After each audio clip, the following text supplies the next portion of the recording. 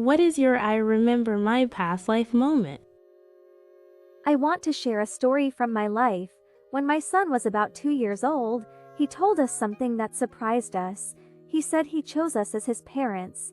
He said, "First, I chose my dad because he had a beard, was kind, and funny, then I chose my mom." At first, I thought it was just a child's fantasy, so I didn't pay much attention. But when he was 3 years old, he told us something that left us shocked.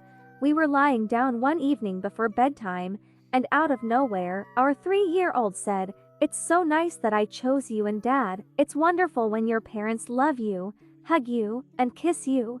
Everything was wrong before." I asked, "What was it like before?" He replied, "I used to live with a woman who wasn't my real mom. She didn't love me at all. She would kick me out onto the street to beg for food. I was very young, walking around in shorts, asking for bread, and sometimes picking up food from the ground. It was dirty, and we lived near a river where I drank water. We often walked, and she had her own son who was older. She loved him, but he would hurt me." I asked, "Where did you live?" He said, "It was a white stone house." I asked, "Can you show it to me?" He laughed and said, "Mom, it was very far away, and it's gone now." I asked, "Where is your other mom? Would you recognize her?" He said, "I found out who she was, but she passed away a long time ago. Her son grew up and became a grandfather, but I didn't even get a chance to grow up. I died when I was little, and then I was born to you." It's hard to explain how this could be possible, especially coming from a 3-year-old. Children often have wild imaginations. But the way he described everything in such detail and answered all our questions without hesitation was astonishing. However, the next morning, he said he didn't remember anything about it. Our youngest son was born in 2003. When he was 3 years old, we were sitting at the kitchen table one morning eating pancakes. Everyone was chattering about going swimming and such when my son suddenly smiled and said, "I get to be a kid again." My husband and I looked at one another, and I asked, "Were you a kid before?" Our 3-year-old son then said the following as matter-of-factly as though he were an adult in a nonchalant conversation. "Before, I was a man. I was a big man, tall and strong, like Daddy, but even stronger. I had black hair. I had many sons, but one of my sons died in an accident. I loved him so much. I gently carried my dead son to a place where I then dug his grave. After I buried him, I stood there and cried and cried. After that, I remembered that I still had other sons I loved, so I said goodbye and went home to my other sons and my family." Takes a bite of pancake, "But now I'm a kid again." He was genuinely excited at the realization that he gets to be a kid. We were astonished. My husband asked him, "Do you remember your name or your son's name?" Our son piped up, "My name was Massimo." I asked him what he did as his job when he was Massimo, and he replied, "I had lots of land, and I took care of everything. I did lots of jobs."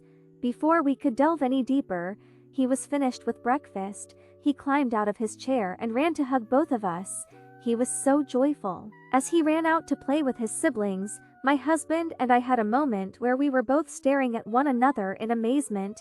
Our son talked about his life as Massimo 2 other times briefly. Once he mentioned that he had seen a dead person before, and when I asked him where, he looked at me incredulously and said, "When my son died." Another time he mentioned he couldn't wait to grow up to be a big, strong man again.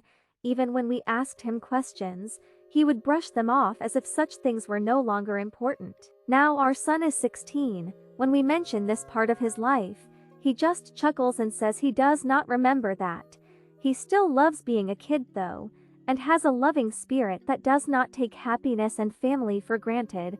I hope he has his best life yet this time around. I wanted to share a strange experience my dad had while on vacation in France with my mom, right before COVID hit. Some background information first. For his entire life, my dad has had a recurring dream about being a child, wandering around in the same large house, looking for someone to play with, and continuously discovering new rooms. In these dreams, there is always a sense of bittersweetness. For the past 30 years of their marriage, My dad has mentioned this dream to my mom and to their friends. They visited Paris for the first time in late 2019. Typically, my dad is a terrible navigator and is hopeless with directions. My mom is usually the one who is leading the way and making sure they're not lost. But to my mom's shock and confusion, my dad was able to navigate the streets of Paris effortlessly. My dad constantly and intuitively understood where to go, which was completely at odds with his hopeless sense of direction. Anywhere else they have traveled, the two of them went on a tour to the Chateau de Canenso in the Loire Valley, and as soon as they began to drive into the wide expanse of land surrounding the castle, my dad, who is typically disinterested, aloof, was immediately alert and entranced by their surroundings. When they arrived at the castle, tears filled his eyes and he described feeling this inexplicable sensation of warmth and a tinge of bittersweetness. He insisted that the chateau was the home he had dreamed of his entire life. My dad is extremely rational and scientific. He is not very emotional, and I don't think I've ever seen him cry. My mom was a bit freaked out, seeing my dad teary-eyed and lovingly touching all the walls and benches. It gets weirder. My dad wandered into one of the rooms and insisted that this was Mother's room. He recalled this with a feeling of deep love and tenderness. My mom asked one of the guys later what room this was, and sure enough, she said that this was a mistress of the castle's room. There was no indication in the room that this belonged to the mistress of the castle. It was a completely empty room. They also toured some of the gardens around the building, and my dad casually said, "There's a gate over there at the end." Without having ever seen this part of the castle, they walked over, and sure enough, there was a gate that would otherwise be invisible, since it was obscured by hedges. This experience really shifted their perspective on spirituality. They were not particularly sold on the idea of past lives before this trip, but this experience was just a freaky to ignore.